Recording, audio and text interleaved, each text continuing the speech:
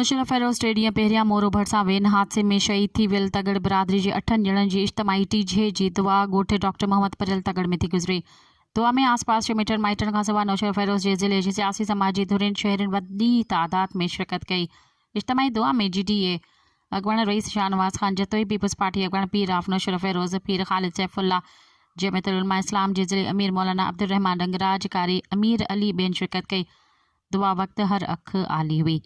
यादि रहे त 3 ॾींहं अॻु नौशरा फेरोज़ जे ॻोठ फाज़िल तगड़ जा रिवासी नौशरा फेरोज़ जे मशहूर सर्जन डॉक्टर मोहम्मद परेल तगड़ जे पुट अब्दुल जब्बार तगड़ जी शादी जेका हैदराबाद में थी हुई, उन में शिरकत करण खां पोइ ॼञ वापसि अची रही हुई त उन वेन जो एक्सीडेंट मोरो भरिसां थियो हो, जंहिंजे नतीजे में 8 बाराती मौक़े ते फौत थी विया हुआ।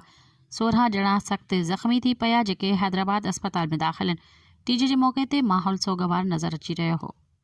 सब्सक्राइब कयो अवामी न्यूज़ HD खे ऐं ताज़ा तरीन ख़बरुनि लाइ ॾिसंदा रहो अवामी न्यूज़ HD।